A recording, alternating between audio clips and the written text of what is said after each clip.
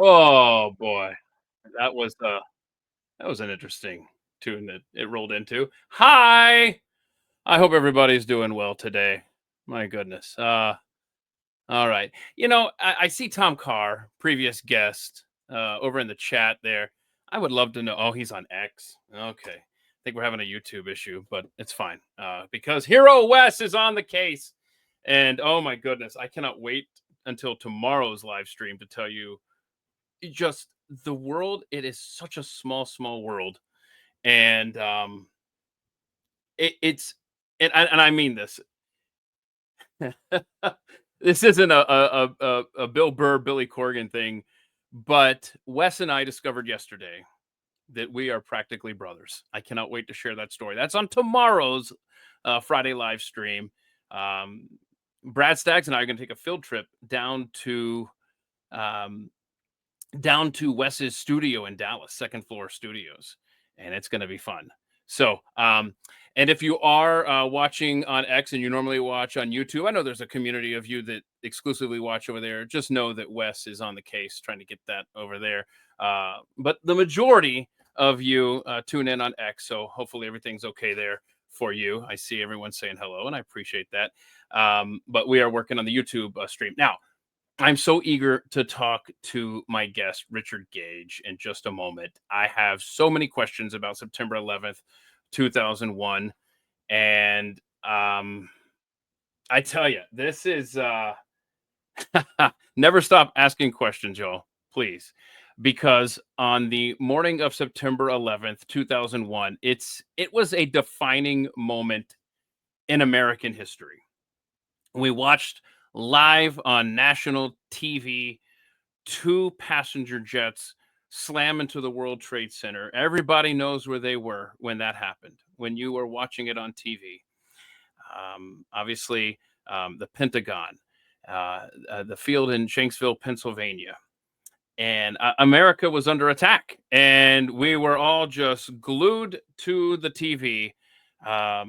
This was serious. This was going to be a sea change for the United States of America, and it sure as hell was, because in the days and the weeks and the months and the years and now decades that have followed, our foreign policy, our domestic policy,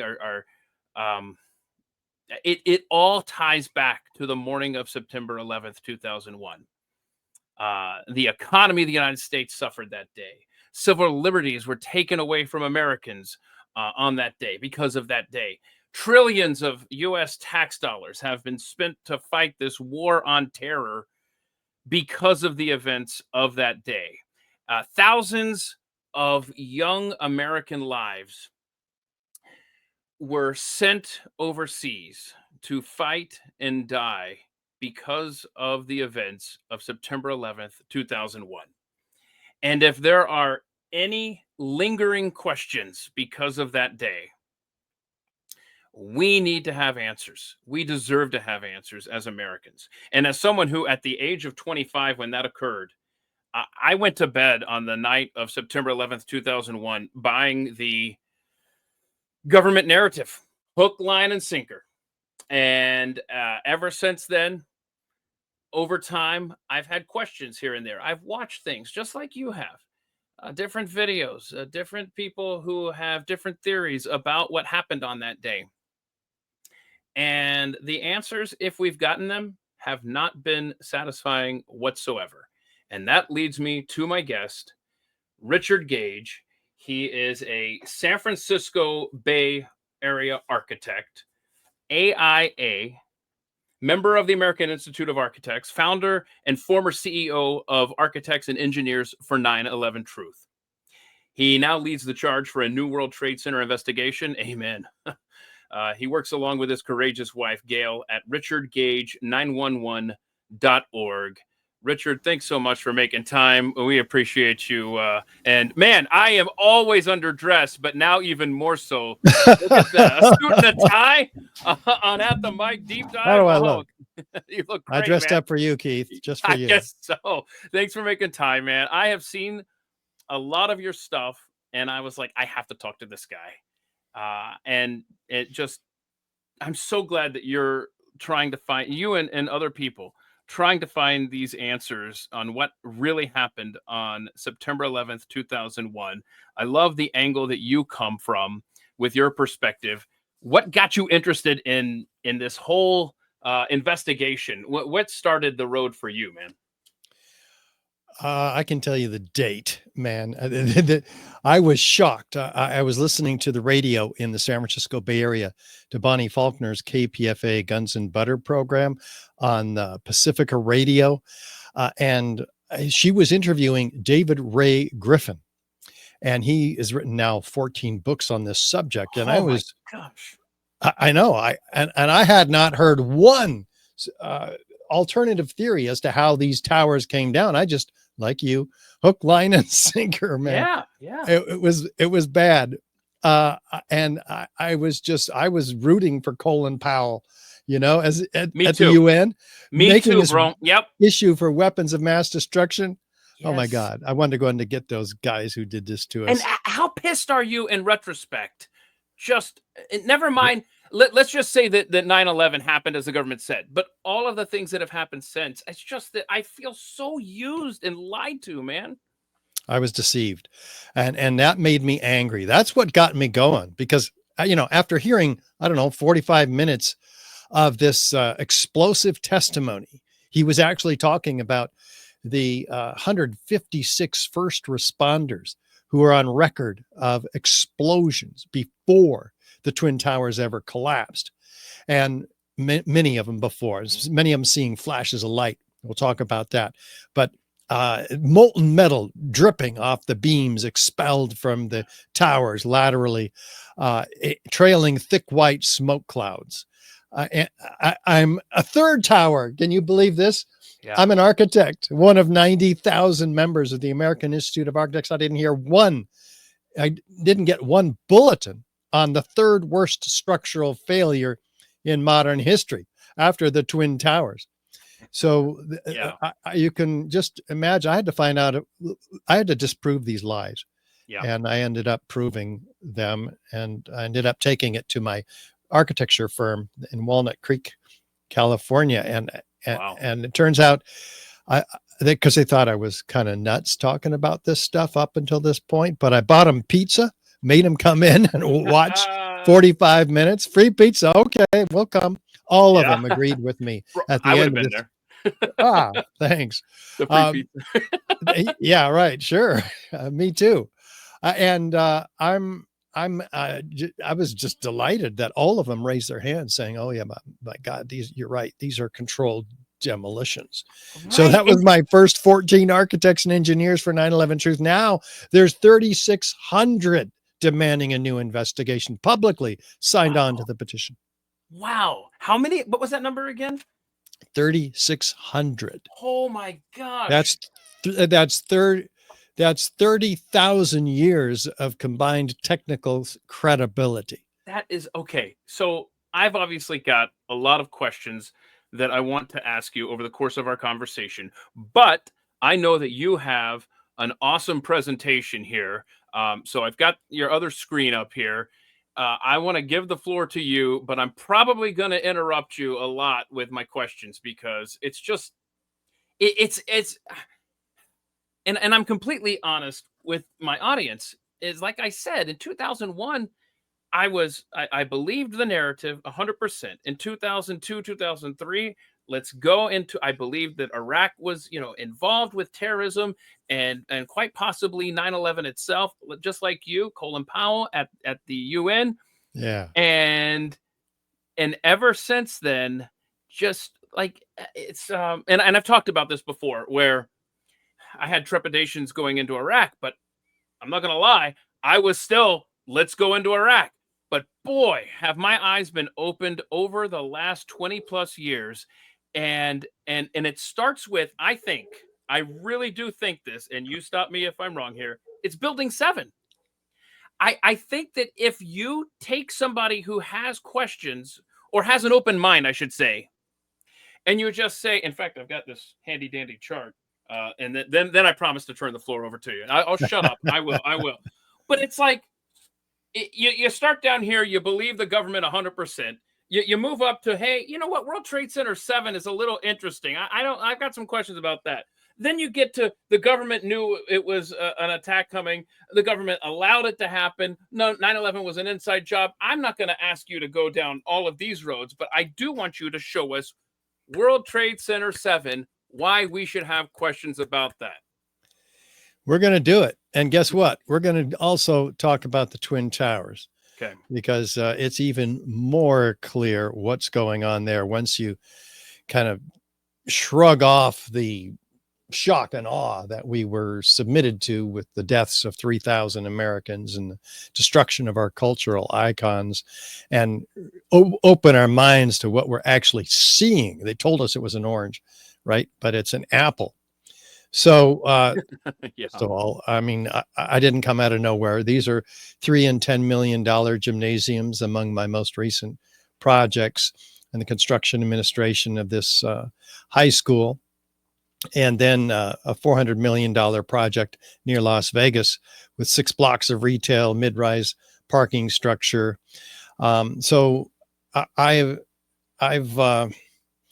mid-rise offices and lots of parking structure for all of this.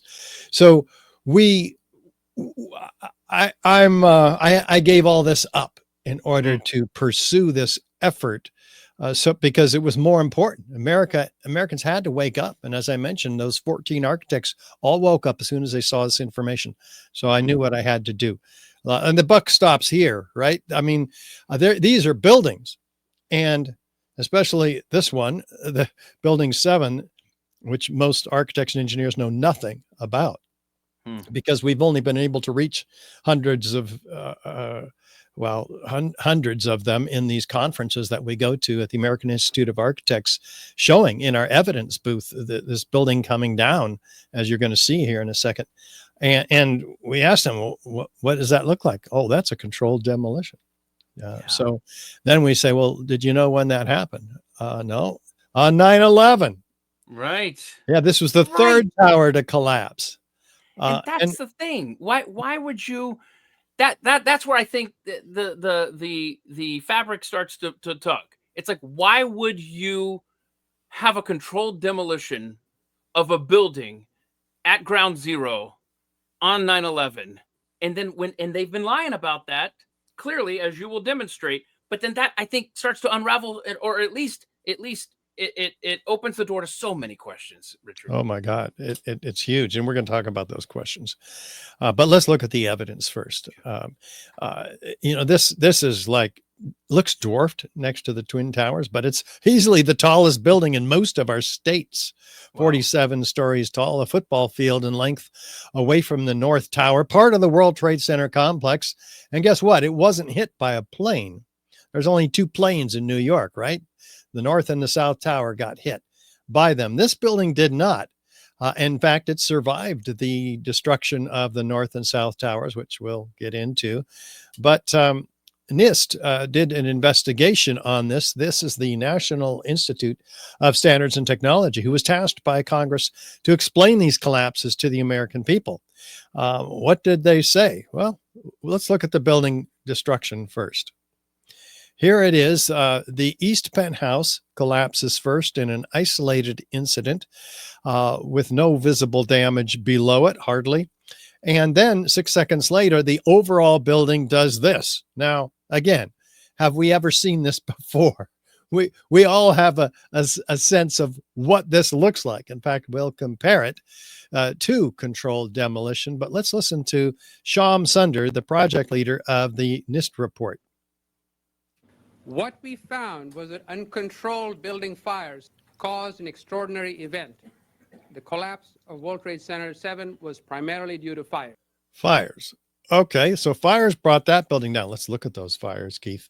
We have a few small scattered fires around the building.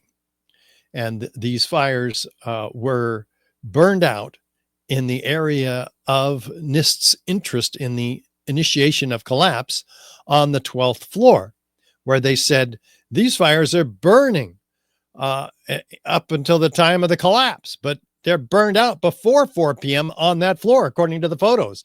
But their fire simulation is fraudulent, and they're trying to show us, oh, these fires were so bad, up to the time of the collapse. They show this raging fires. Well, we've had raging fires in buildings like this, type 1 fire protected structures, but not one of these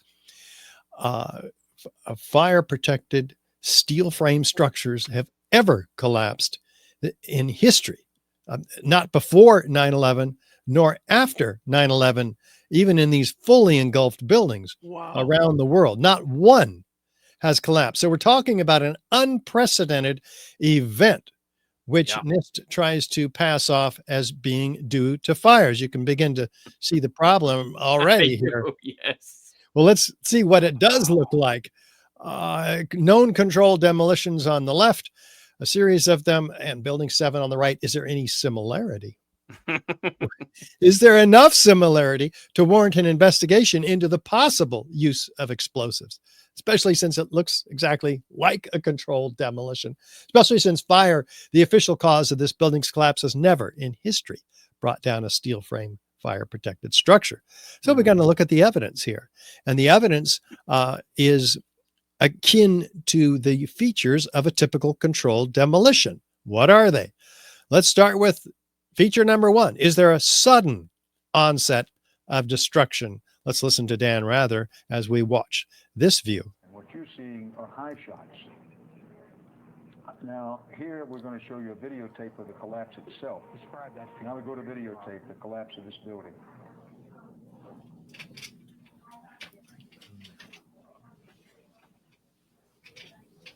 It's amazing. Amazing, incredible picture word. For the third time today, it's reminiscent of those pictures we've all seen too much on television before, when a building was deliberately destroyed by well-placed dynamite to knock it down. Whoa, what? Dan? Excuse me?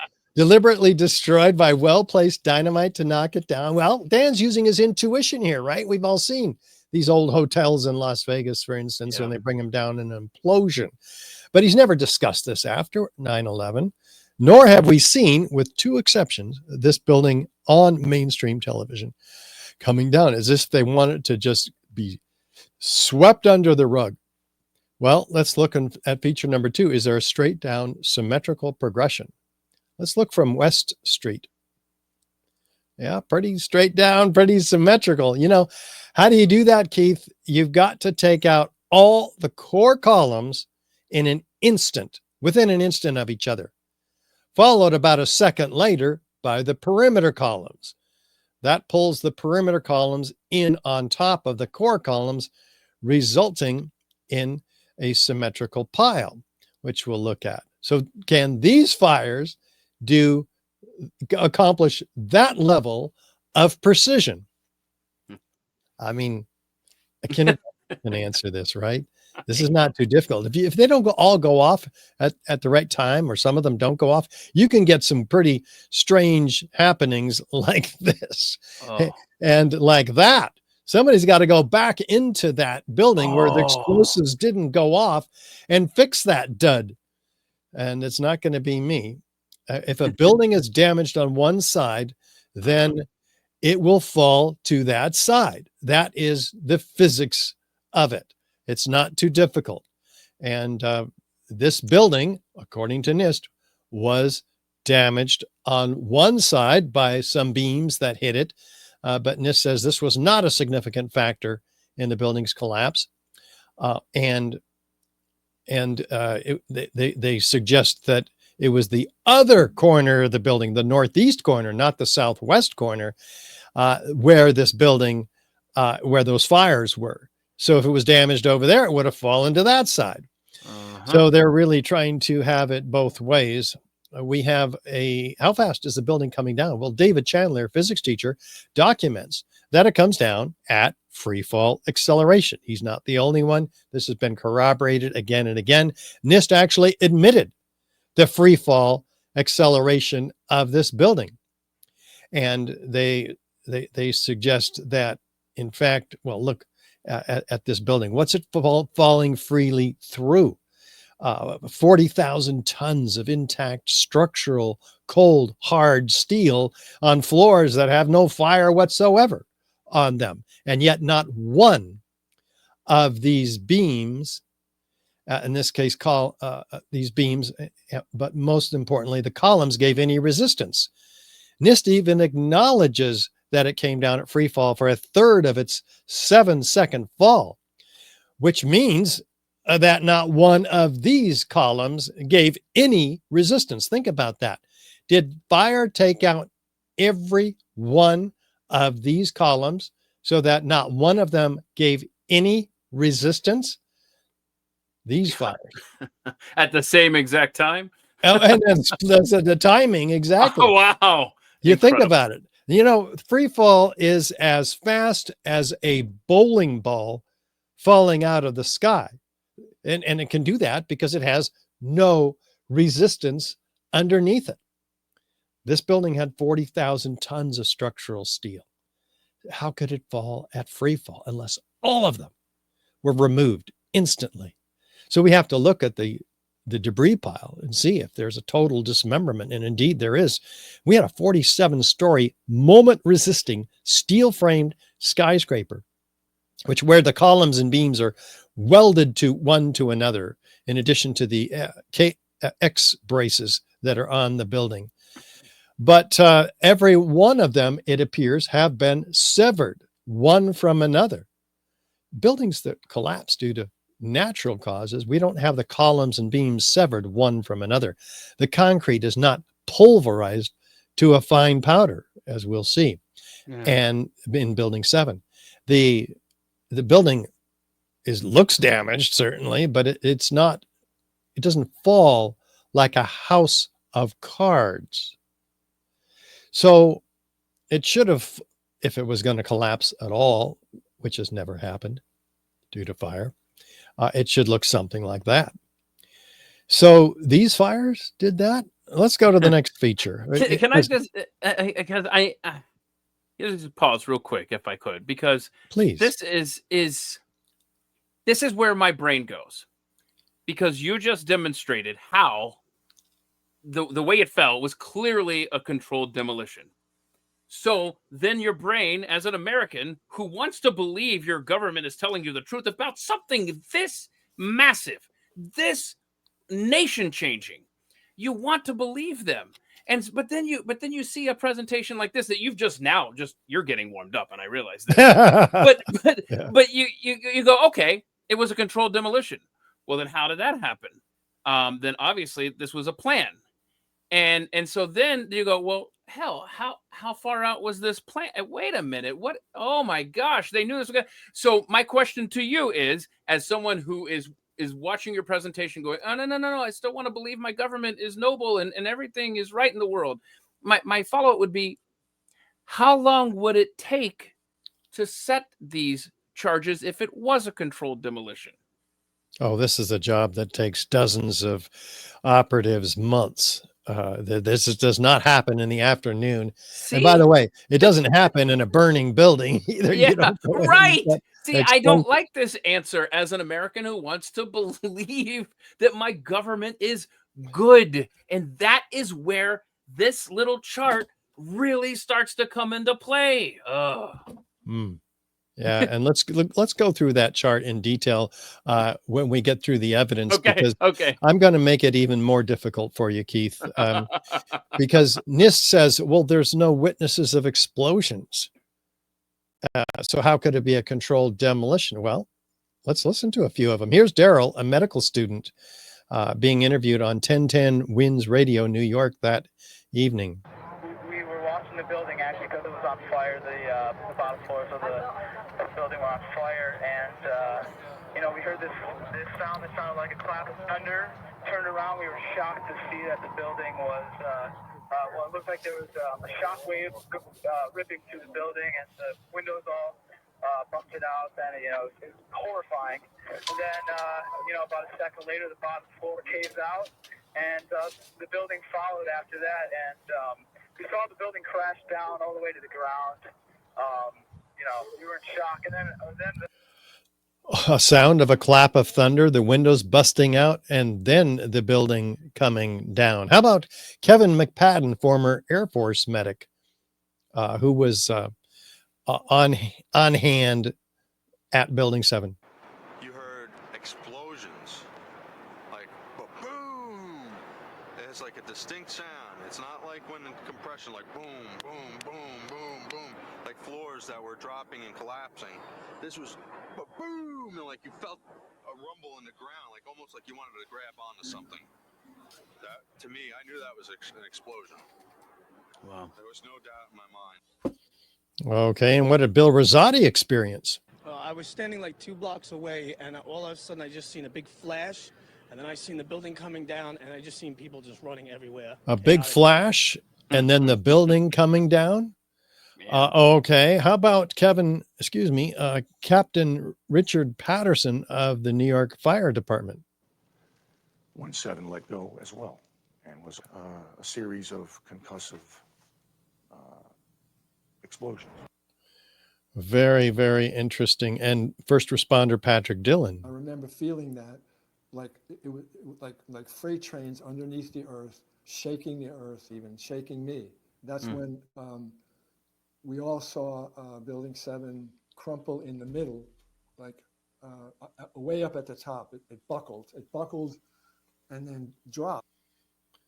Okay. And Richard Rotan's deputy director of the Emergency Management Center on the 23rd floor, he goes back into the building after it had been evacuated and sees evidence of explosions. Then he had to go into that building to assess it.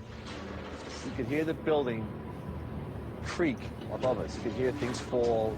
You could hear the fire burning. You could see columns just hanging from the upper floors, gaping holes in the floors up above us. There was an elevator car that was blown out of its shaft and it was down the hall. What?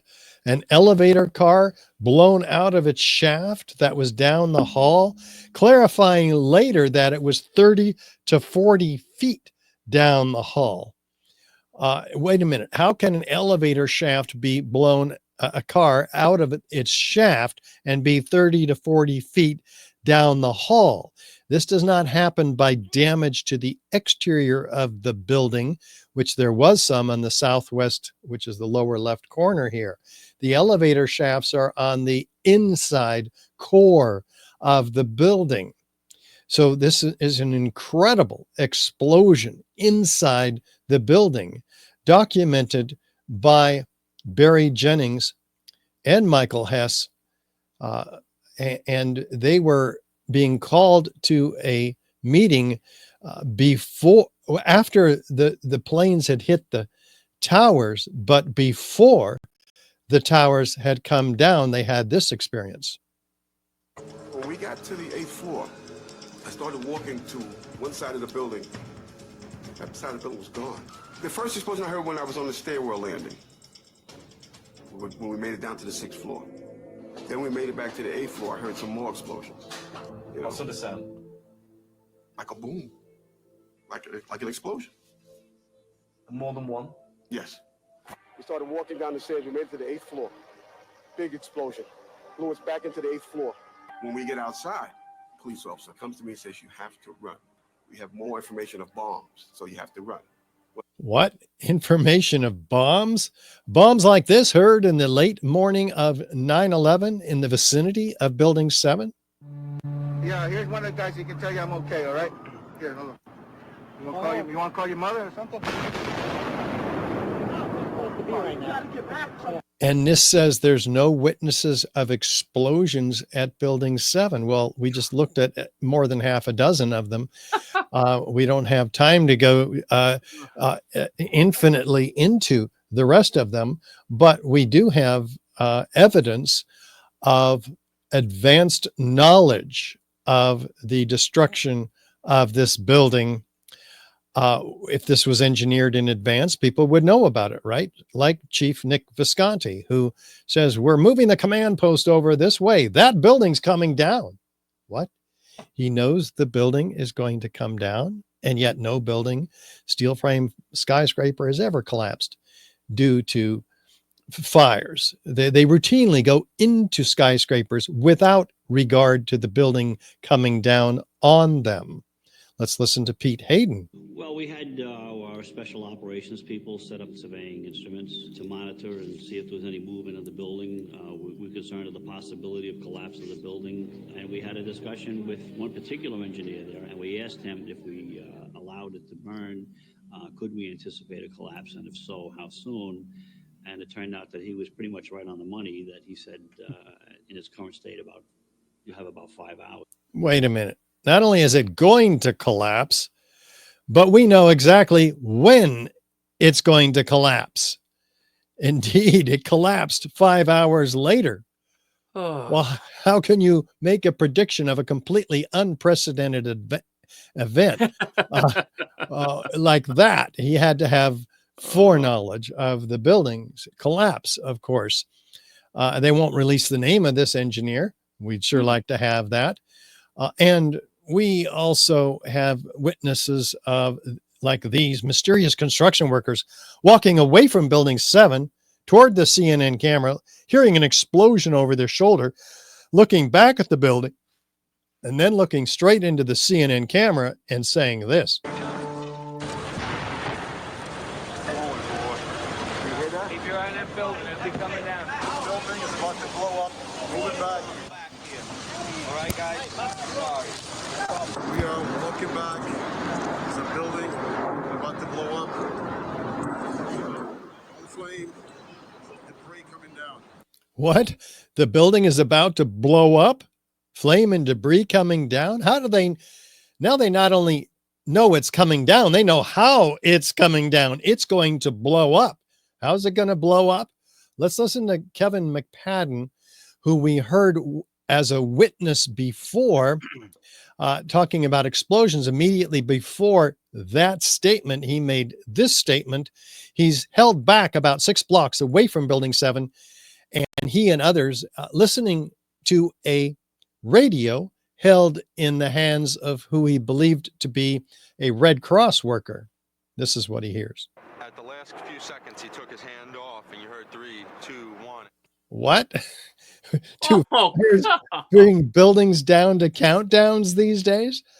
What's really going on here? It gets more and more clear. Well, listen to the advanced knowledge of the BBC, who announced the collapse of this building 20 minutes before it happened. Now, more on the latest building collapse in New York. You might have heard a few moments ago, I was talking about the Salomon Brothers building collapsing.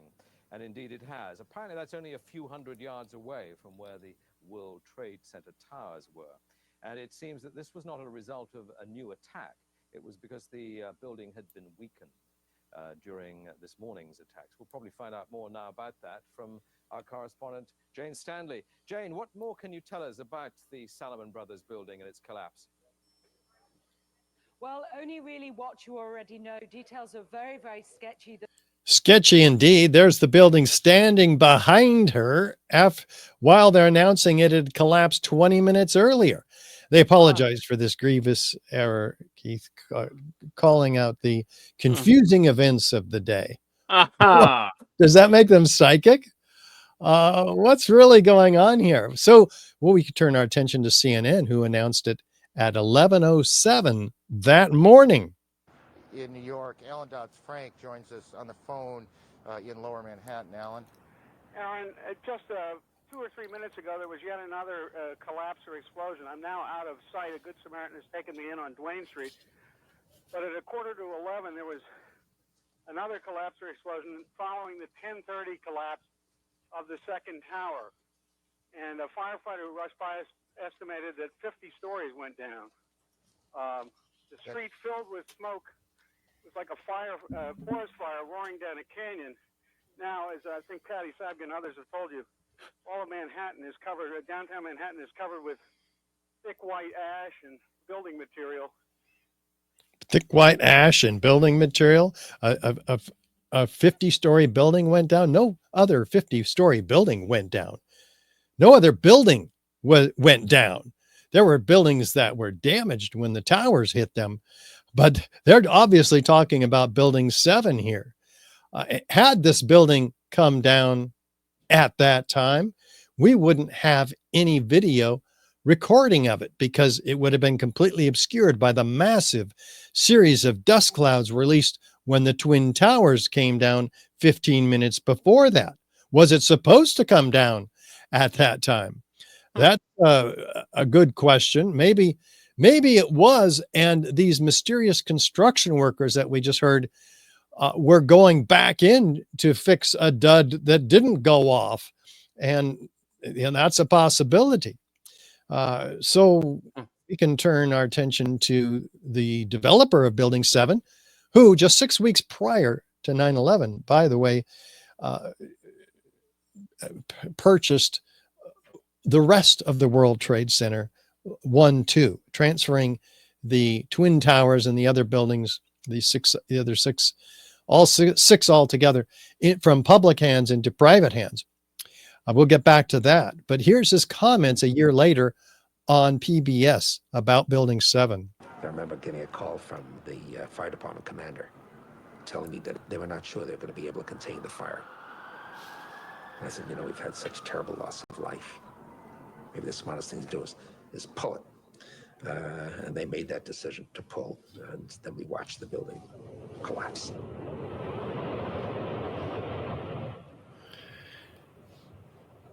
They made the decision to pull and we watched the building collapse. So now they've made a decision to pull it. He says, well, I didn't mean pull it. Of course, everybody asked him, what were you talking about? I meant pull the firefighters out of the building. He says, well, wait a minute. Pull it is a term used in the controlled demolition industry to bring a building down by implosion. It's not, you wouldn't refer to pull it when you're talking to firefighters who, by the way, were told not to fight the fire. They were told it's going to come down on its own. So they were never allowed to fight the fire. FEMA and NIST both report extensively that there were no firefighting operations. They said there's no water in the building. Well, Chief Pete Hayden acknowledges that there was water in the building. And we have many other proofs that the water supply and the water pressure was just fine to the building. We can get into that another time. And that's on our website, which is richardgage911.org. So we got to say, well, what do the experts say? Well, here's one of them. Danny Jowenko is the expert on this in Europe. What did he say? Dit is controlled demolition. Zeker weten. Zeker weten. Er is nagesprongen. Dit is in opdracht gebeurd. Het heeft een team gedaan van experts. A team of experts did this. Professional work, without a doubt. Well, how about one of the dozens and dozens of structural engineers accompanying the 3,600 architects and engineers all together? This one, Kamal Obeid. A localized failure in a steel frame building like World Trade Center 7 cannot cause a catastrophic collapse like a house of cards without a simultaneous and patterned loss of several of its columns at key locations within the building.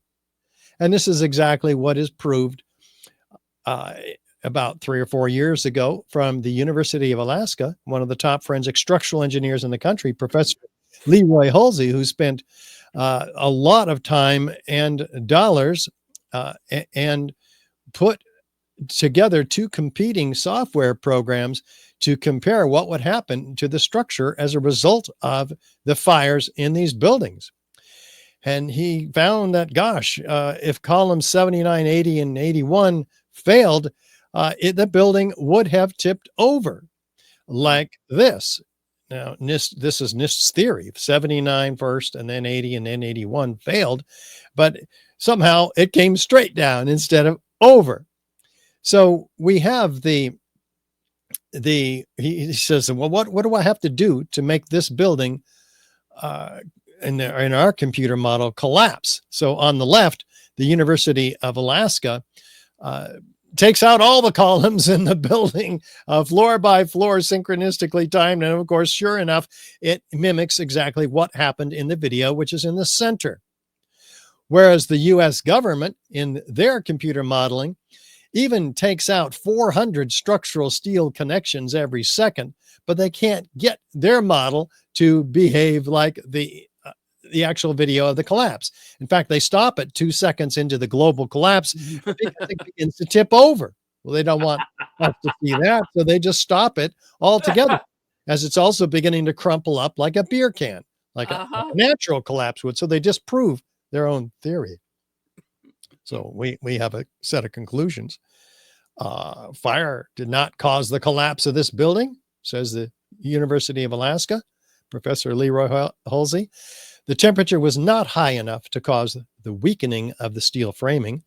Thermal expansion did not result in a loss of support for the beams and girders. The collapse of Building 7 was a global failure involving what? The near simultaneous failure of all the columns in the building, not a progressive collapse as claimed by NIST.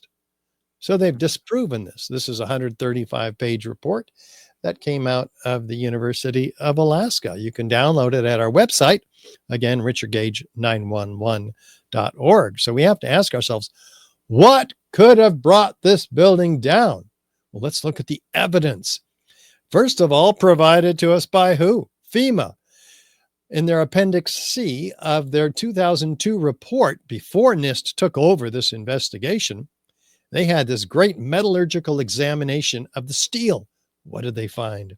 Never before observed eutectic reactions causing intergranular melting, capable of turning a solid steel girder into Swiss cheese. Now, guess what? Fires don't get this hot. Fires are typically 500 degrees Fahrenheit, maybe 1,000 degrees Fahrenheit. It takes 3,000 degrees to melt steel. So what can do this? We're coming to that. Rapid oxidation, though, they document. Sulfidation, where does sulfur come from? They don't know. Liquid iron, that's molten iron. That's 3,000 degrees Fahrenheit. Formed during this hot corrosion attack on the steel. What? The New York Times says this is perhaps the deepest mystery uncovered in their investigation. Yet it's completely ignored, in fact, pulled from the NIST report. Who speculates, well, the sulfur must have come from gypsum board, because gypsum board has sulfur in it. Well, it doesn't. It has calcium sulfate, which has never turned around, by the way, and attacked the steel that it has been designed to protect for the last 100 years or so. So they're just completely making stuff up. But even the FEMA author, Jonathan Barnett, says the steel members in the debris pile appear to have been partly evaporated in extraordinarily high temperatures. There's a problem with this. What does it take to evaporate steel? 4,000 degrees. Easily more than 3 times the temperature that these fires could ever have gotten to. And we have documentation of the evaporation of the steel from World Trade Center 7 in this case. Abelhausen Astani Azel, structural engineer, given a National Science Foundation grant to study the steel. Says, I don't know how this happened. Must have happened down in the pile. Well, the pile reveals the temperatures by the color of the molten material pouring out of the crab claw excavators. We're exceeding 2,500 degrees because the color of molten steel and iron tells us what its temperature is likely to be. So how do we get temperatures 2,500 degrees? Oh, maybe it's jet fuel. Well, guess what? No plane hit Building 7. And ME Petroleum, the manufacturer of the jet fuel, tells us that in open air, their jet fuel only burns at 600 degrees. Besides, NIST tells us that most of the jet fuel burned up outside the building, like 90% of it. The rest of it was gone in 10 minutes. So we don't have jet fuel available, even if it were burning hot, which it's not. The worst fire temperatures that are used for modeling in tests is 1,830 degrees, the absolute worst. And those fires are not that hot. As we've seen, they're few, they're small, they're scattered. So what can burn that hot? Well, maybe thermite can. What's thermite anyway? An incendiary used by the military, thermite is a compound of iron oxide and aluminum, which when ignited sustains an extreme heat reaction, creating molten iron. In just 2 seconds, thermite can reach temperatures over 4,500 degrees Fahrenheit, quite enough to liquefy steel. We know that open-air fires cannot burn hot enough to melt steel, but metal had melted at the base of the towers. Appendix C of the FEMA report describes sulfur residues on the World Trade Center steel. The New York Times called this the deepest mystery of all. Sulfur slightly lowers the melting point of iron, and iron oxide and iron sulfide had formed on the surface of the structural steel. Sulfur used with thermite is called thermate, producing even faster results. Well, maybe we're getting somewhere here, because if thermite were used, it might explain the extreme heat. 4,000 degrees is what we get with the byproduct of thermite, and in the form of what? Molten iron.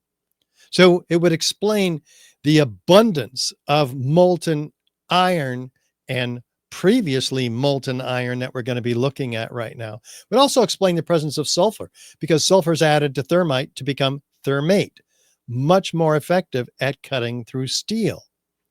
So is anybody investigating any of this? Only in the 9/11 truth community. And we'll look at this. So what's in the dust? Is there any evidence of ignited incendiaries, i.e. thermite? Well, the U.S. Geological Survey does studies of hundreds of samples in the World Trade Center dust. And what do they find? Billions of what? Previously molten iron microspheres. Wait a minute. Let's unpack this. Previously molten, meaning over 3,000 degrees. Iron, the byproduct of thermite, one of the two byproducts, the other being aluminum oxide ash, which we'll look at. And then spherical. We'll talk about how they get spherical in a moment. But there's so many of these previously molten iron microspheres, billions. The EPA says this is a signature component of the World Trade Center dust. In other words, it's not even World Trade Center dust unless it has these previously molten iron microspheres in it. Well, they comprise up to 6% of some of these samples. Scientists estimated up to 4 tons of this material, which people don't know where they came from. Well, the R.J. Lee Group, another environmental consulting firm doing independent studies on the dust, says these are formed during the event, not before, by the welders putting the building together, not afterward by the iron workers taking the building apart in pieces, but during the event. Well, okay, how do they form? Well, we could do an experiment and find out. Experiment is the arbiter of competing hypotheses.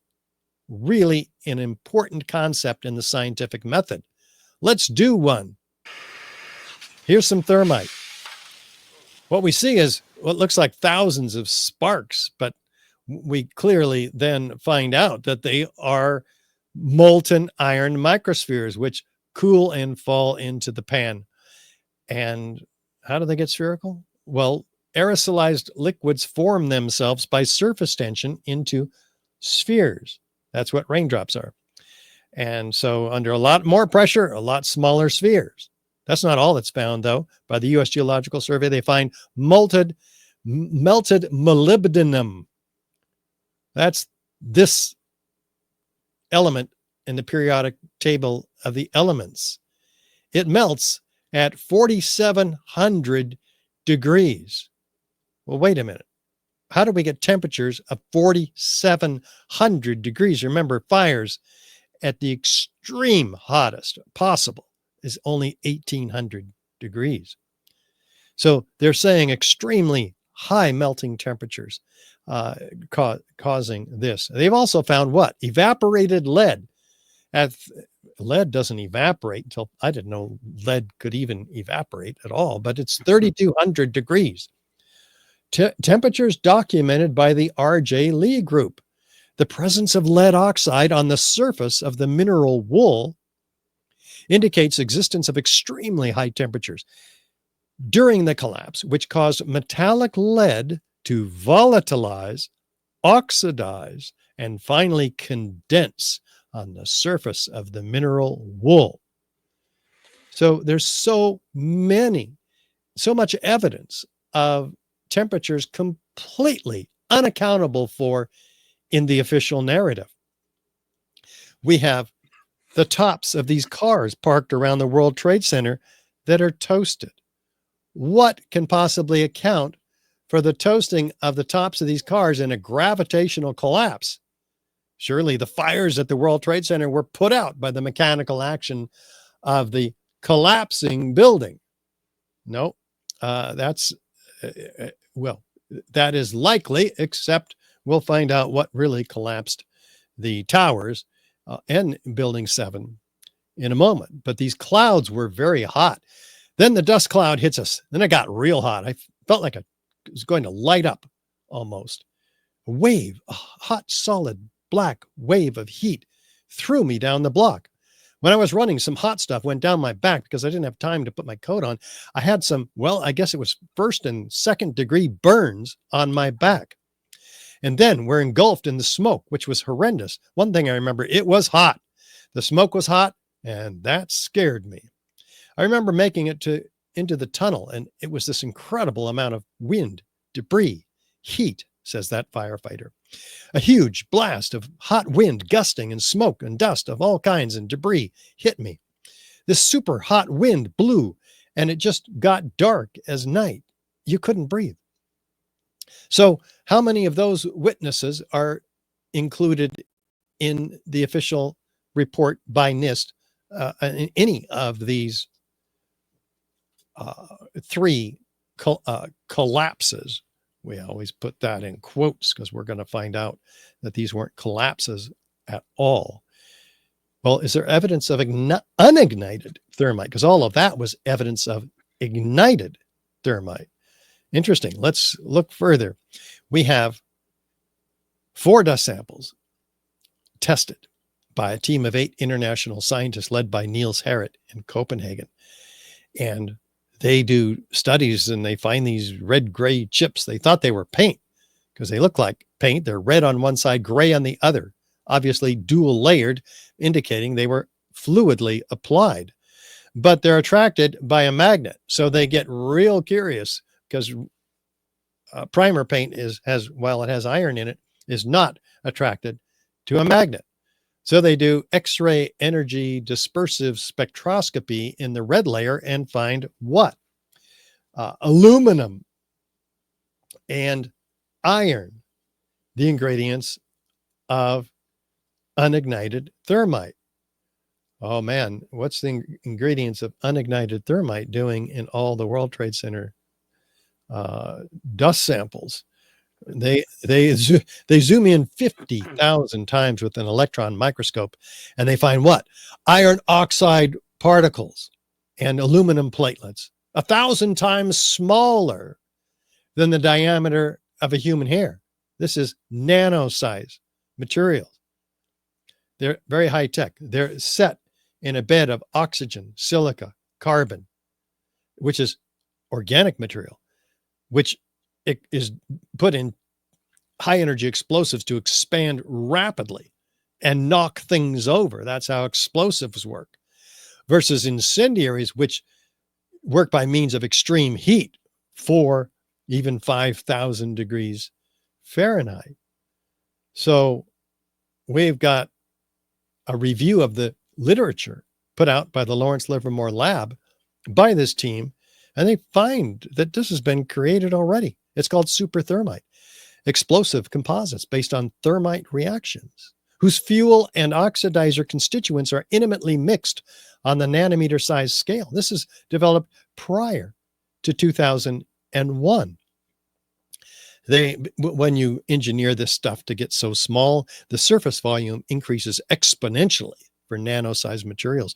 So you've engineered an incendiary to become more explosive, which is very interesting.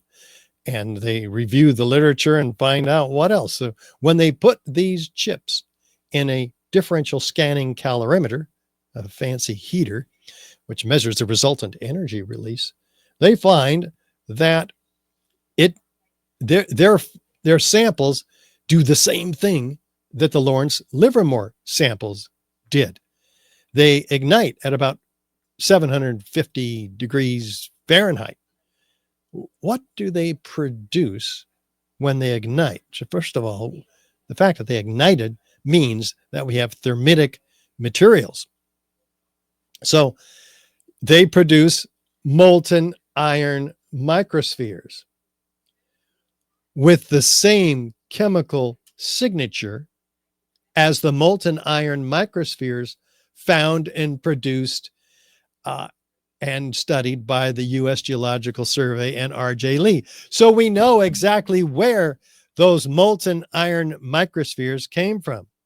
They came from these red-gray chips, as if we didn't know They're found attached to partially ignited red-gray chips. And as if we didn't know, we have plenty of examples of just that. And so we have an engineered substance that is not made in a cave in Afghanistan. This is made only in the most advanced defense contracting laboratories. In fact, they produced this in peer-reviewed paper in the Bentham Open Chemical Physics Journal. As if, what do they find? The red layer is active, unreacted thermitic material incorporating nanotechnology and is a highly energetic pyrotechnic or explosive material. Wow. This was produced in 2009, a long time ago. We've been giving this information out to the media, elected representatives, etc., architects, engineers, scientists, physicists, chemists, for ever since then. And this is one of the reasons we have 3,600 of them signed on to the petition demanding a new investigation. So yes, we have lots of evidence here, and the 10 key characteristic features of controlled demolition. Let me just finish this one. Okay.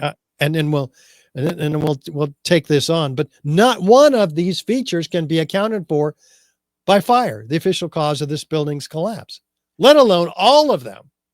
With additional circumstantial evidence and corroboration testimony, we have proof of controlled demolition, a body of proof that's convinced 3,600 architects and engineers to demand a new investigation. Go ahead, Keith. Sorry.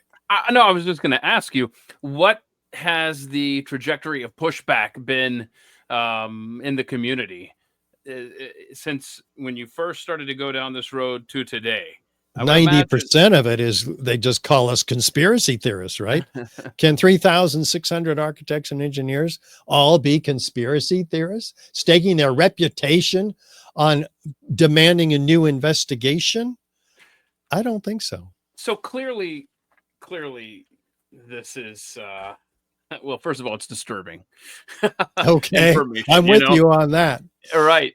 So I guess my follow-up question to that is to all of your presentation here would be, and I kind of asked it earlier, how much advance warning would you need to have to pull something like this off? And I believe you said you'd need months to pull this off. Oh yeah, this is a huge job. This is a huge job. How many I mean, this might be speculation to this question, but how many people would have to be involved with something like this? Dozens.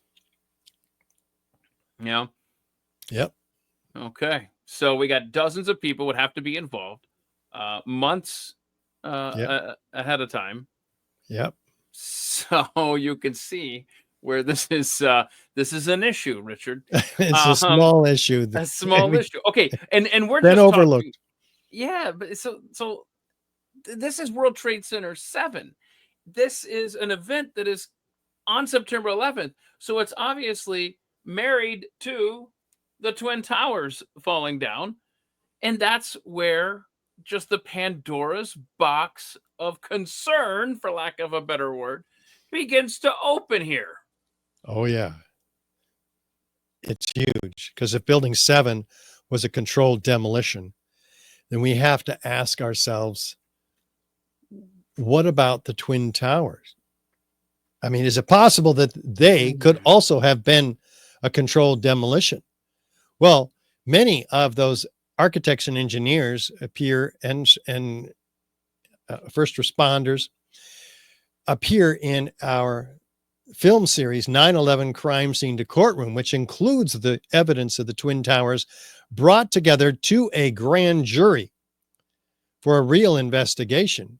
The Lawyers Committee for 9/11 Inquiry and myself and these experts are presenting in the boardroom in this series of a dozen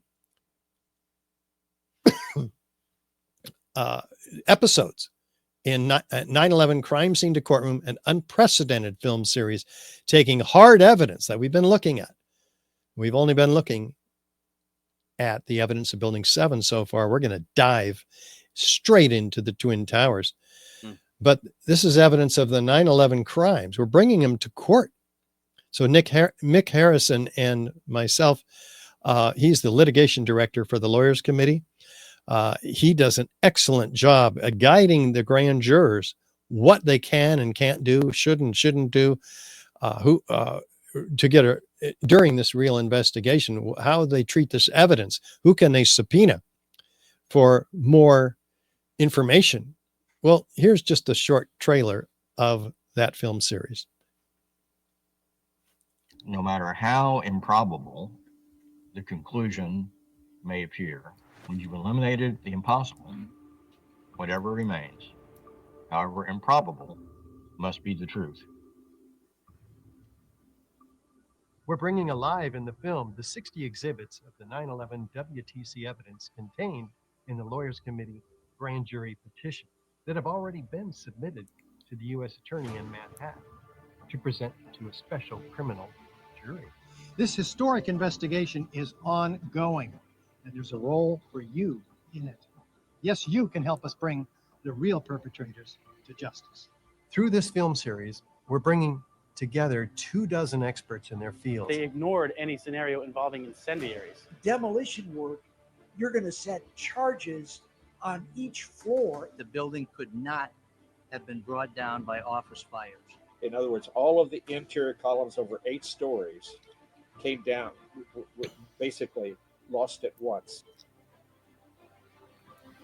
I could make out what looked like from a science fiction movie, molten lava, okay? And he paused and said, that'll be coming down around 5 o'clock. We'll be filming these evidence presentations not only for our filings with the grand jury, also as presentations to each of you. We're inviting you to serve as virtual grand juror during each episode.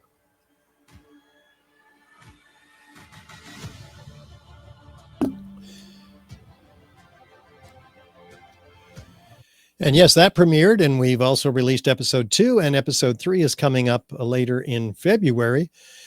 And we will eventually, in the episode series, get to the Twin Towers, because just look at them. Here they are, destroyed at once.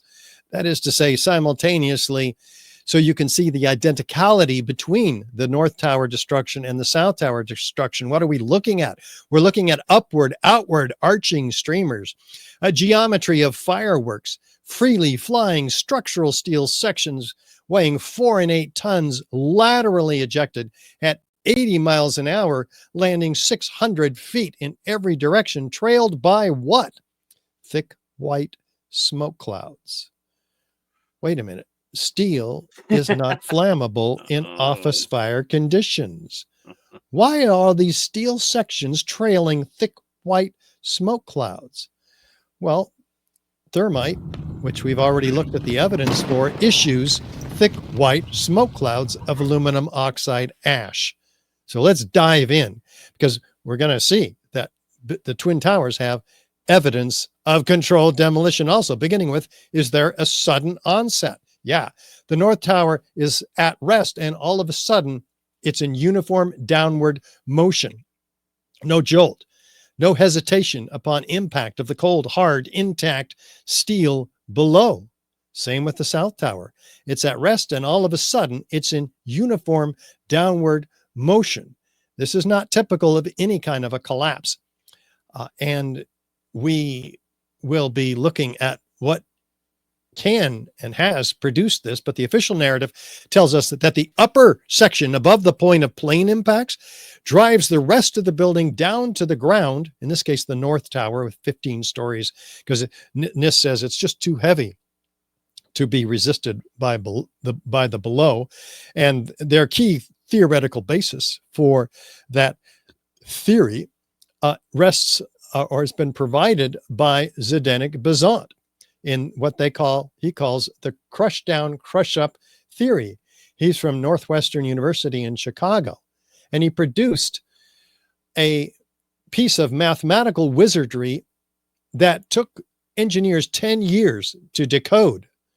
And when did he produce it? 2 days after 9/11. The rest of us are in shock, right? We're trying to figure out who's attacking us, who did this, when's the next target coming? Are we going to war? We're freaked out. And so not this guy. He's busy in his den creating what became and what remains today as the key theoretical basis for NIST's column failure theory, is what they eventually called it. But no matter what you call it, it suffers from Newton's third law of motion. Isn't there an equal and opposite destructive force when two bodies collide? Yeah, it's called Newton's third law. Run a Volkswagen into a Mack truck and you find out about Newton's third law. Does it matter if you drop the Volkswagen onto the Mack truck? No. The lightest part of the structure, which is the lightest columns and beams, because there's less load on the top, right? It can't destroy the cold, hard, heavier, intact steel below. In fact, if we look at the steel as it gains girth and thickness and size, overall size, till it's mid-height, 16 inches by 22 inches, and then 52 inches by 22 inches down at the bottom.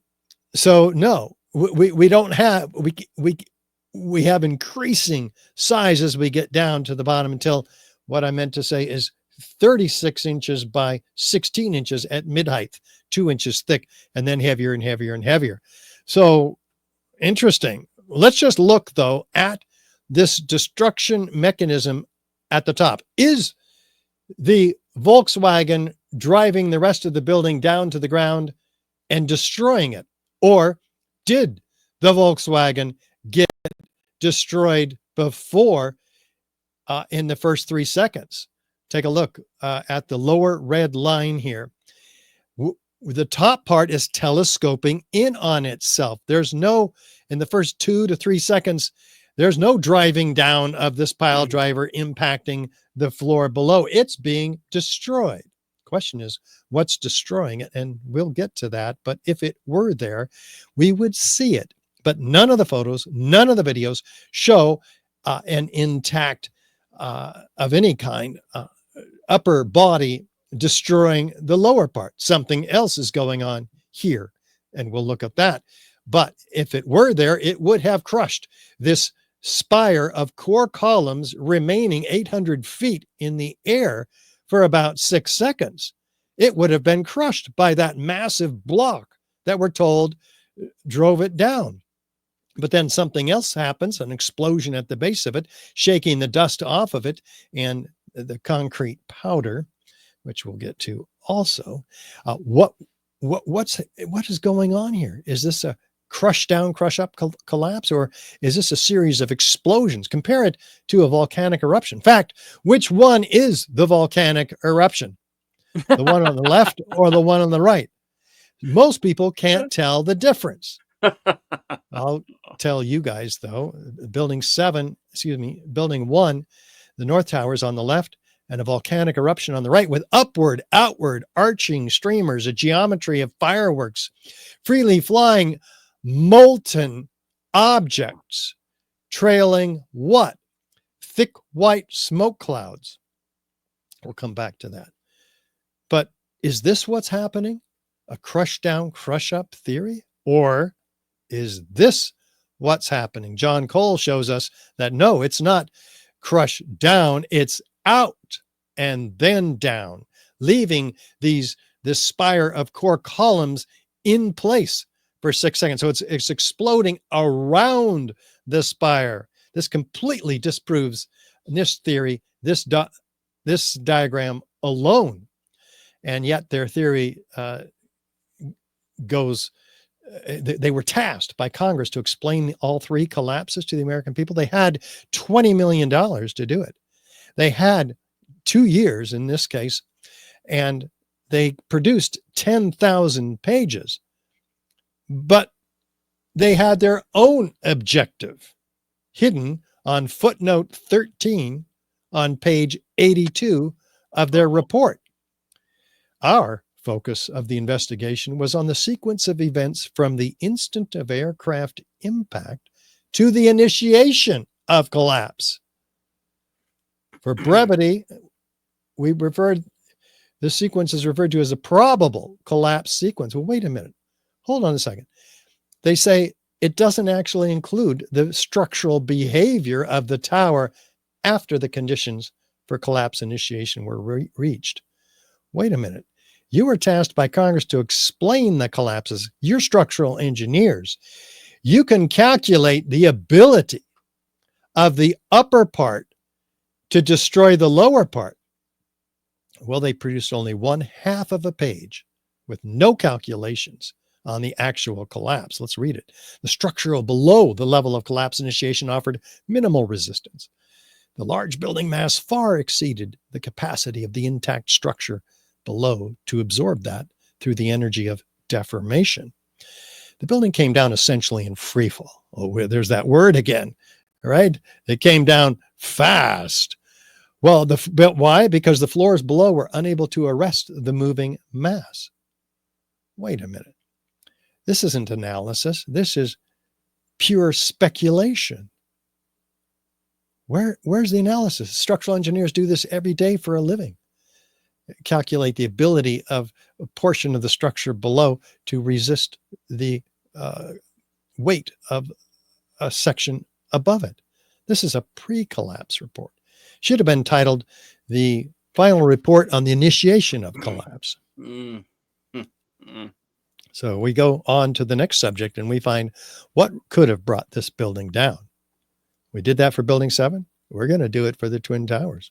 Turns out that hundreds of first responders were recorded orally within a month after 9/11. It's called the oral histories. The New York Times had to sue the city to get this information. And they finally won the lawsuit on appeal.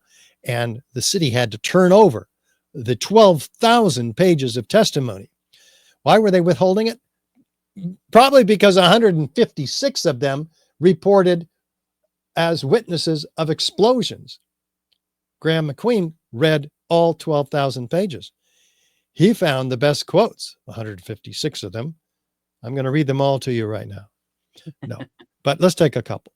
We felt the ground shake. You could see the towers sway. And then it just came down. Again and again, you're going to hear this order of events, very specific. We heard something, we saw something, we felt something before the towers collapsed. All of a sudden, the ground just started shaking. Felt like a train running under my feet. The next thing we know, we look up and the tower's collapsing. It shook my bones shortly before the first tower came down. I remember feeling the ground shaking, heard a terrible noise, and then debris just started flying everywhere. I saw flash, flash, flash at the lower level of the building. You know, like when they demolish a building, with each popping sound, initially an orange and then a red flash came out of the building. And then it would just go all around the building on both sides. Saw a number of brief light sources being emitted from inside the building between floors 10 and 15. He saw about 6 of these brief flashes, accompanied by a crackling sound before the tower collapsed. I saw low-level flashes. I saw flash, flash, flash. And then it looked like the building came down. An explosion appeared at the very top. Simultaneously, from all 4 sides, materials shot out horizontally. And then there seemed to be a momentary delay before you could see the beginning of the collapse. How specific does this fire chief need to be to tell people what is really going on here and all the rest of them? There was an explosion in the South Tower. When it hit about the 5th floor, I figured it was a bomb because it looked like a synchronized, deliberate kind of thing, says this firefighter. It seemed like on television, they blow up these buildings. It seemed like it was going all the way around like a belt. All these explosions. The building was blowing out on all 4 sides. We actually heard the pops, you know? You heard the pops of the building. I thought the terrorists planted explosives somewhere in the building. That's how loud it was, a crackling explosive. Another loud boom at the upper floors, and then a series of smaller explosions which appeared to go completely around the building at the upper floors. Another loud earth-shattering blast with a large fireball that blew out more debris. The lower level of the building, like when they demolish a building, that's what I thought I saw. You see any flashes? I said, yeah, thought it was just me. He said, no, I saw them too. Everybody, I think at this point still thought these things were blown up. So I was fully expecting anything else to blow up. You were there when the planes hit? No, I was there when the building exploded. You mean when it fell down? No, when it exploded. Very clear what he saw. So with that evidence, we have to say, okay, I didn't hear NIST or our government or the media talk about any of those witnesses of explosions. In fact, not one of them appear in the final or draft NIST report. Not one of them. They've been swept under the rug. The whole story changed. Let's see if the building's coming straight down. It actually starts to tip over in the South Tower. So it's tipping over at 22 degrees, in fact.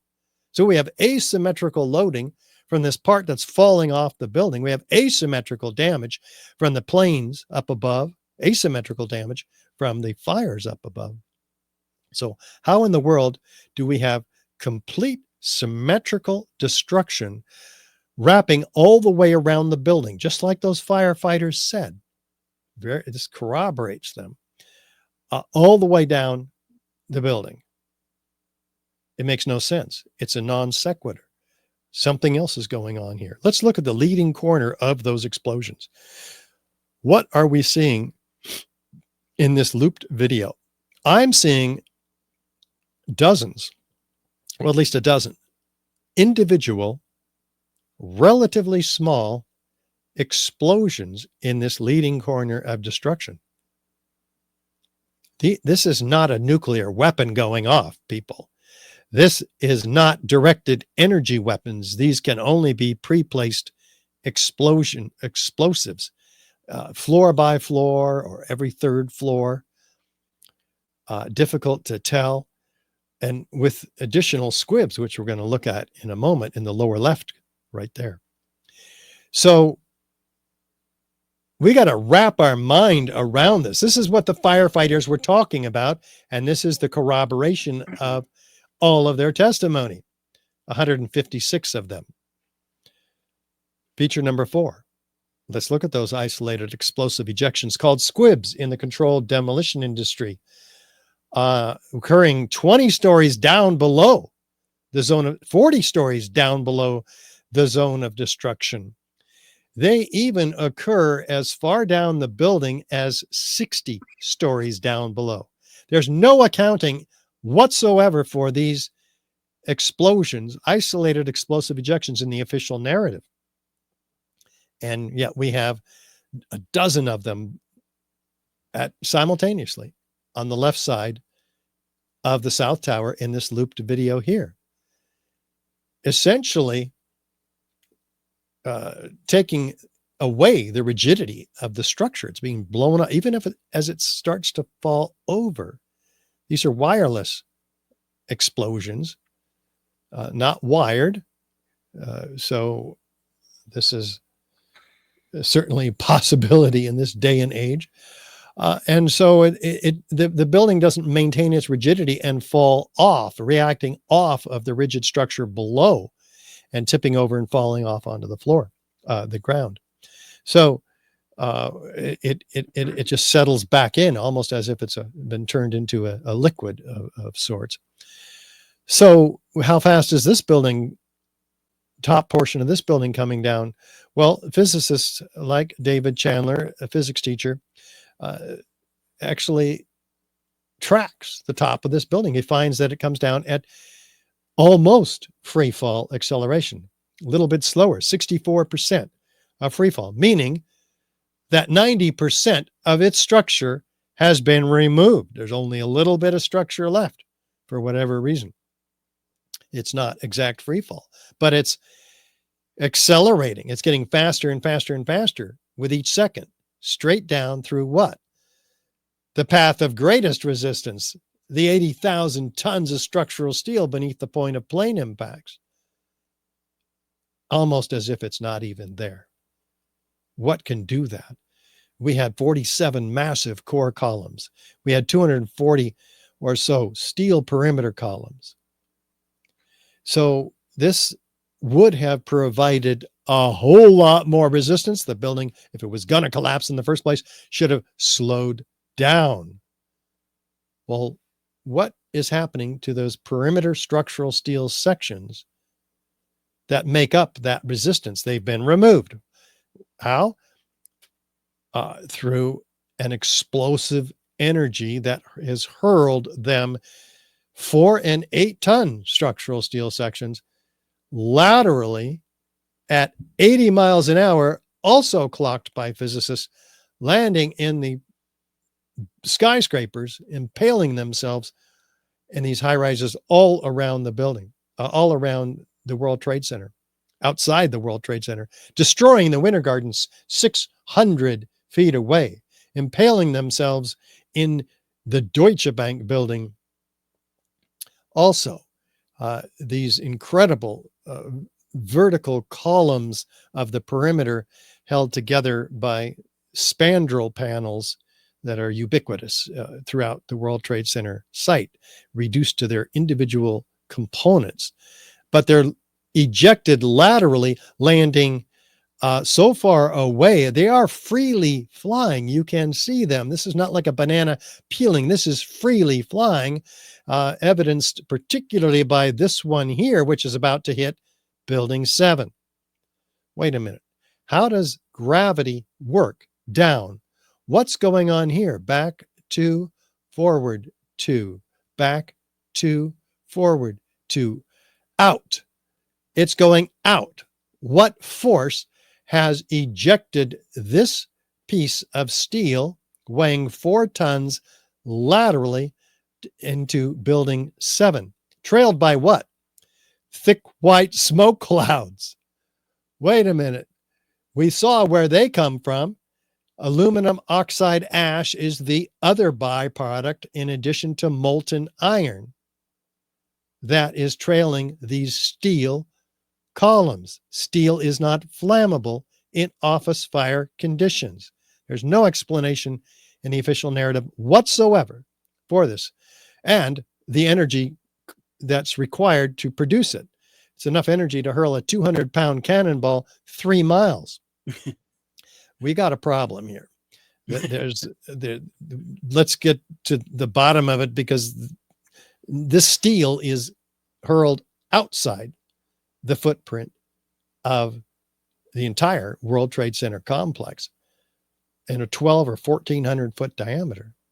Well, if that's the case, we have to ask ourselves a question.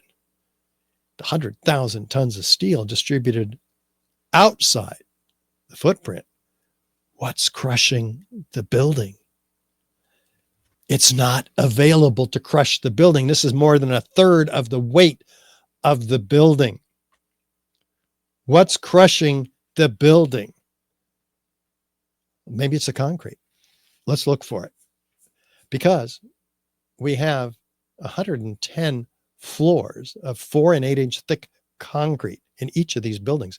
Each of them are an acre in size. So we're looking for floor assemblies. The concrete's poured on metal decking supported by lightweight steel trusses. The assembly's 3 feet thick. 110 of these would be 30 feet thick just with the floors alone. Let's look for them. We don't find them. We don't find 50 acre size floors. We don't find 10. We don't find 1 acre size floor.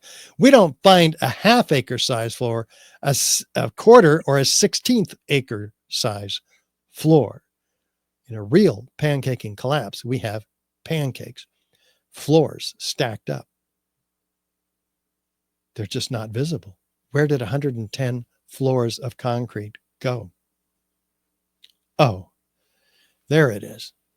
Pulverized in midair. All the photos, all the videos show exactly this. 90,000 tons of concrete pulverized in midair. We know from ASTM 6856, American Society of Testing Materials, that concrete can be powderized above 1500 degrees. So maybe that's part of it. Maybe nanothermite sprayed on the underside of these concrete floors caused it to powderize. That's 4000 degrees, right? We proved that already. Whatever, whether it's that or explosive, high energy explosives, we are missing almost all of the concrete at the base. It's been spread where? Over lower Manhattan in a 3 square mile area in a blanket about 3 inches thick. Wait a minute. If the concrete is spread over 3 square miles, was it available to crush the building? Hey, there's another third of the weight of this building that's not available to crush it. Together with the steel, that's 2/3 of the weight of the building that's not available to crush the part of the building below the point of plane impacts. But that's the whole theory of Zdeněk Bazant from Chicago Northwestern University. He not only used all of that weight in his extremely complex calculation, but he doubled the mass up above. I told you that took engineers 10 years to decode. This is what they found when they did. And he reduced the column energy absorption capacity below the point of plane impacts by more than 3 times, totally rigged in favor of a collapse. And so this was challenged with submission of a paper by Tony Zamboti, Richard Johns, Gregory Zudolinski to the Association of American Society of Civil Engineers, but they wouldn't publish it. Why? They said, it's out of scope. Wait a minute. How can it be out of scope to publish a challenge to a previously published peer-reviewed paper in that journal? It's not. They're just covering it up. The American Society of Civil Engineers, the American Institute of Architects are complicit in covering up the crime of the century, which is why we have to get to the bottom of it. Kevin Ryan gave us an important article in getting to the bottom of just that in his blog, digwithin.net, in which he documents fireproofing upgrades in the years and months prior to 9/11, which just so happened to be occurring at the point of the plane impacts. Very interesting. Could this be nanothermite, which is liquid applied also, in the form of a liquid applied fireproofing upgrade, intumescent paint, in other words? Well, that needs more research, but there's a great place to start. Here's another one, ACE elevator. If we had access to the elevator cabs, we'd have access to the core columns and beams in the building to set these explosives and incendiaries. Well, you'd need, because there's 2 or more inches of gypsum wallboard lining the hoistway of these elevator shafts. And that would create a lot of dust. If you've ever done any gypsum board work, the dust is amazing. But listen to Scott Forbes of Fiduciary Trust. It was probably the week leading up to 9/11. Every morning I'd come in around 7 a.m. and the dust was incredible. It was filthy. It was like the cleaners weren't cleaning. Right where the windows were, there was a sill which enclosed radiators. I was sick to death of the dust which was appearing on the windowsills. It was dirty grey and very, very noticeable in that week leading up to 9/11. Well, there's another piece of investigation that needs to happen, huh? Well, who would have had access to the elevators? Maybe ACE Elevator, who came and was chosen to perform the largest elevator modernization in the world. the 9 months prior to 9/11. Now, why would the Port Authority have given one of the largest, most sophisticated elevator modernization programs in the industry's history to a small maintenance company contractor with basically only one customer, the World Trade Center? March 2001 was documenting this effort. Did they really perform this effort knowing that we're going to blow this building up? Or was this an undercover operation giving access to other types of operatives to the elevator shafts? Where were the ACE elevator employees? Well, they're all safe and accounted for. They were pulled out, interestingly, to a labor dispute meeting, a union meeting to discuss this business, 50 of them. Yeah, we need an investigation of this possibility as well as the destruction of evidence. I mean, 180,000 tons of steel, what happened to it? And easily the largest and most perplexing structural failures in history.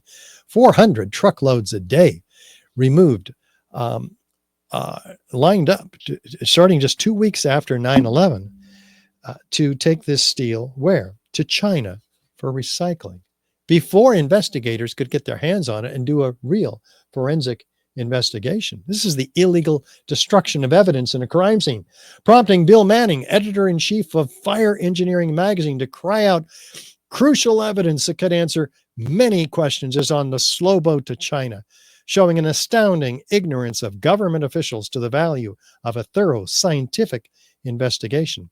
The destruction and removal of evidence must stop immediately. But it didn't.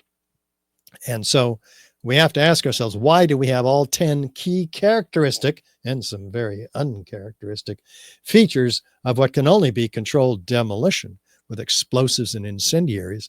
Fire doesn't account for any one of these, let alone all 10 of them, with additional circumstantial evidence and corroborative testimony. That becomes proof once again at the Twin Towers, like we had at Building 7. Proof that's compelled 3,600 architects and engineers to demand a new investigation, many of whom appear in our ongoing film series, 9/11 Crime Scene to Courtroom. Many of whom appear in our previous documentary, 9/11 Explosive Evidence, where we bring 40 high-rise architects, structural engineers, metallurgists, chemists, physicists, controlled demolition experts, to bear, giving their testimony. It's extraordinary. You can get this again at richardgage911.org, the DVD. You can watch it also for free there. And along with the 15-minute documentary just on Building 7, 15 minutes. Anybody will be convinced about Building 7 in just 15 minutes. Narrated by actor Ed Asner. I made these documentaries early on, and the evidence has not changed at all. With the addition of Professor Leroy Hulsey from the University of Alaska, Dylan Avery, who made the film, original film that had awakened many people to this issue called Loose Change. He made the film called Seven, which features these engineers working together to expose the truth about 9/11. The evidence that we've been talking about today is all outlined right here, free on our website. All you have to do is download it, print it, give it to everybody for free, or you can buy them pre-printed also. We got to get to the bottom of it, because what do we got? A $14 trillion global war on terror, with the longest war in U.S. history in Afghanistan, $8 trillion on the post 9/11 wars. We've lost, we've murdered well over 1 million people in the Middle East, reshaped the Middle East for the worst, many would argue. And we have lost 7,000 U.S. soldiers, 30,000 taking their own lives. These crimes are absolutely unimaginable. And that's just the beginning, because we also have the loss of our civil liberties through the Patriot Act, the Military Commissions Act, the National Defense Authorization Act of 2012, in which any of us can be arrested without a right to a lawyer, a trial, a jury. We can be tortured and even assassinated. American citizens without due process for being accused of terrorism, which is what? Defined as using force, which is not defined. So yeah, we got huge problems. We're now a country that tortures. We've thrown away the Geneva Convention. We have a police state. We have the illegal spying on us. All of our emails, our texts, our phone calls are systematically recorded completely unconstitutionally. But because of the constant renewal of the Patriot Act under this emergency created by this false flag operation known as 9/11, we now are under a police state. And we'll see what Trump is capable of accomplishing about that. Many have their doubts. Many are pleasantly surprised with progress so far. We'll see what really remains here. But either way, the truth about 9/11 must be exposed because it is a dark one. I mean, where do we draw our line in the sand? Do we wait for the next one? I have news for you. The next one already happened. It happened in 2020, 21, 22 with the pandemic that we were treated to. Yes, we have a whole presentation on that subject at Richard Gage 9/11.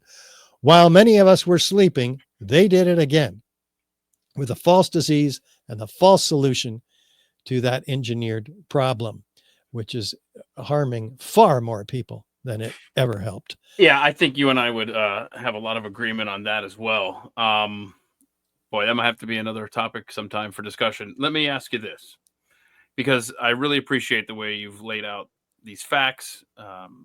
It's there's still so many questions, and I want to ask you. Do you want to play the hypothetical game with me a little bit here? Okay, let's do it.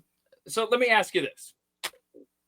Do you, after all of this research, have you come to any kind of conclusion in your mind who was behind this?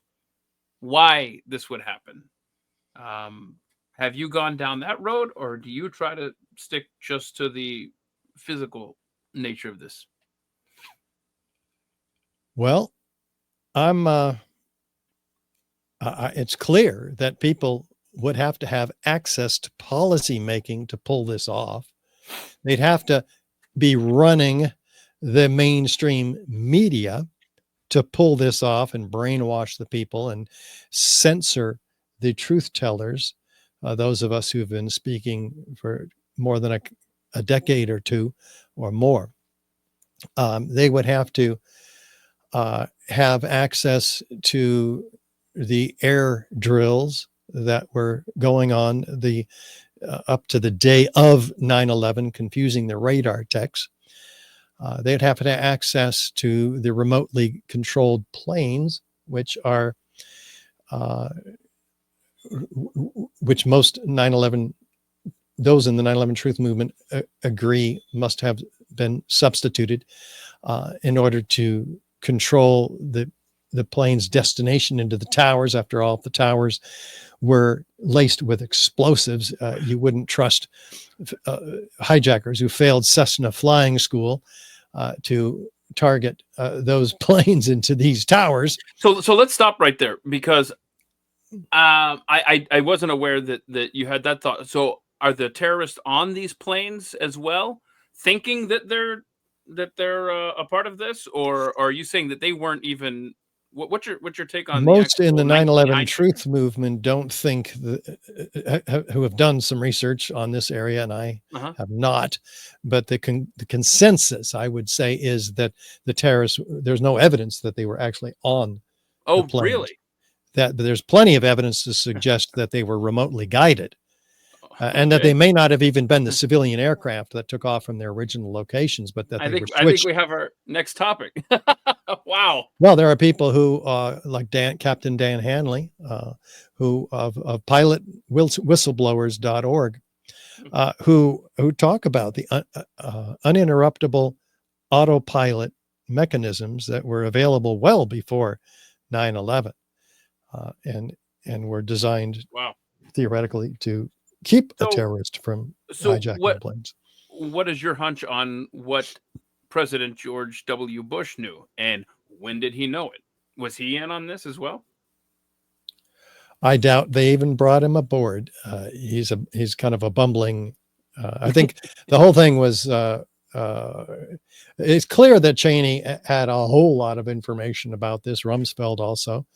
Again, this is not research that I've done. There are dozens of books on these subjects. David Ray Griffin has done a great job. 9/11 New Pearl Harbor, 9/11 New Pearl Harbor Revisited, the 9/11 Omissions and Distortions. 9/11 Commission, Omissions and Distortions. And what would be the reason to do this? Just to what you just laid out with your chart there of what followed afterward? Well, we go before 9/11, and we look at people who have laid out their goals very visibly to us. The Project for a New American Century, for instance, a neocon think tank, established their goals in a paper called Rebuilding America's Defenses. And they published this on that pnac.org. And in it, they identified goals of regional hegemony in the Middle East, a vast increase in the military budget, the capability of fighting multiple simultaneous wars. And so this is these people, but they said in this paper, absent a catalyzing and catastrophic event, the process of change is likely to be a long one. Well, Bush writes in his diary that night, today we had our new Pearl Harbor. And these individuals, about half of them, were brought in with Cheney to the Bush administration when he won the election. So who are these individuals? We find that they're dual citizens, Israeli and American citizens, many of them. Is that not a conflict of interest? The Philip Zelikow, in fact, who wrote the 9/11 Commission report, it wasn't written by the commissioners. It was written by a Bush insider, Philip Zelikow, who wrote his PhD thesis on what? The creation and maintenance of public myth. You can't even make this stuff up. That was his specialty. Okay, so go. I'm sorry. Go ahead. I thought you were done. Well, we need to look at also the revelation by General Wesley Clark, who was interviewed by Amy Goodman of Democracy Now!, who told her a story, his experience of walking into the Pentagon, seeing an old friend who was a high official in the Pentagon. He said, "Well, General, come in here. I got to tell you something. We're going to war in Iraq." Now, this is 2 weeks after 9/11. We're going to war in Iraq. And then later on, he went and saw him again. He said, "No, it's not just Iraq now. We're going to take down 7 countries in 5 years." General Wesley Clark is telling the public this in a public interview. And, well, he even names the countries: Iraq, Libya, Yemen, Lebanon, Syria, Somalia, Sudan, and Iran.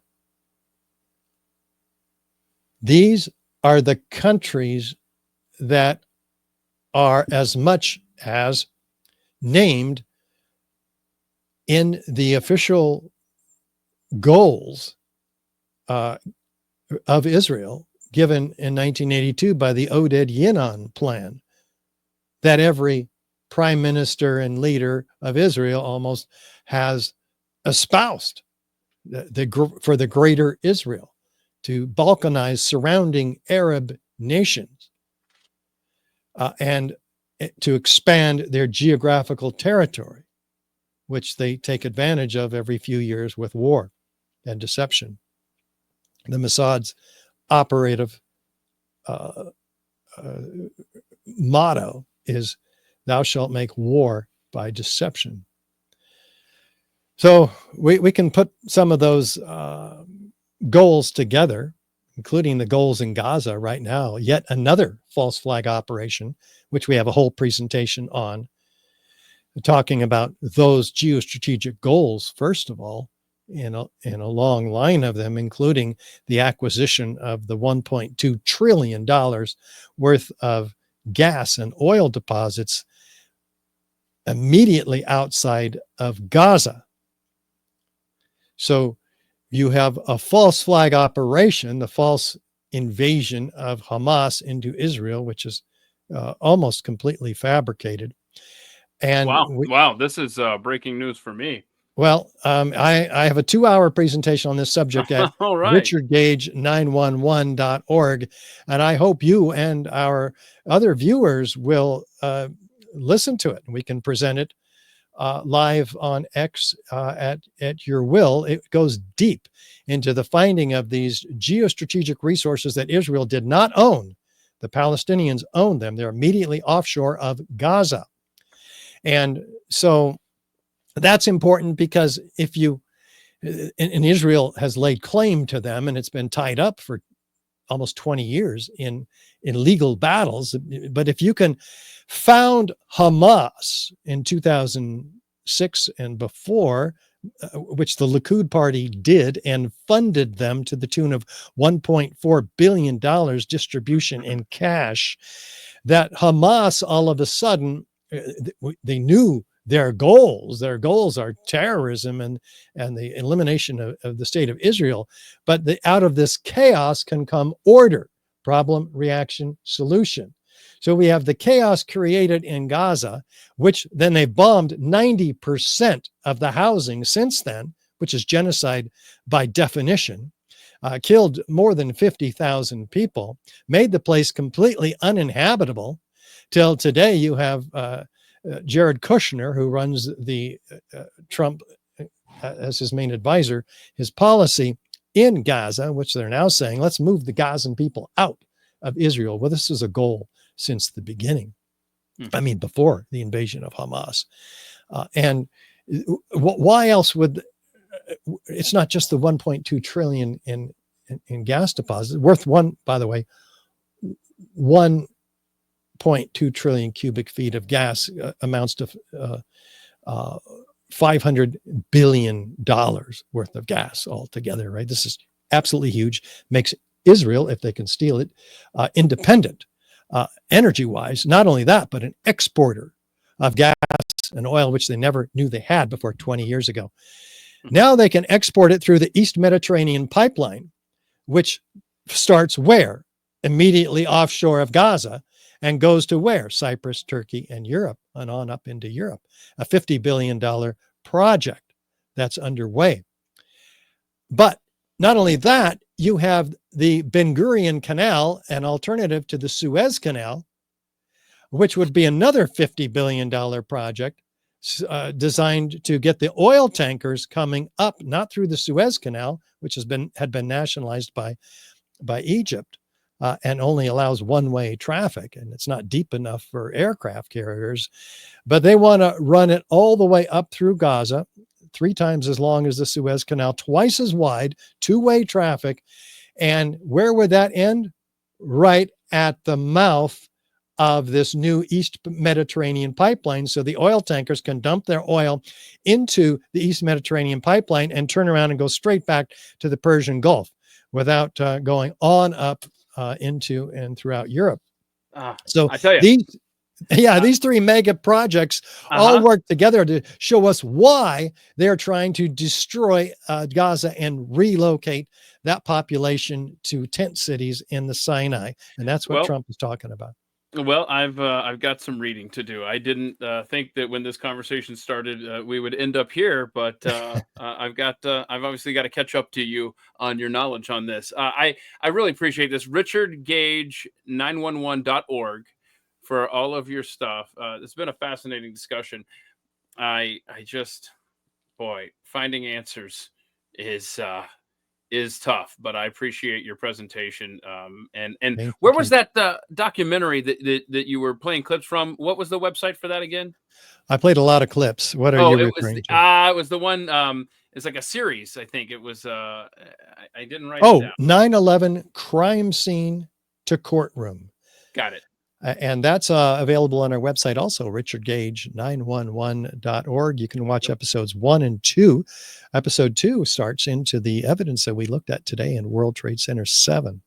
Excellent. Thank you so much, Richard Gage. It's been a pleasure. I appreciate everything in the time that you took today. Thank you so much. And thank you to everybody as well. We will see you tomorrow at 3 p.m. Eastern for the Friday live stream. We're going to do a little field trip. So be sure to check that out as well. Thank you so much, Richard. Thank you, Keith. Thank you, everybody.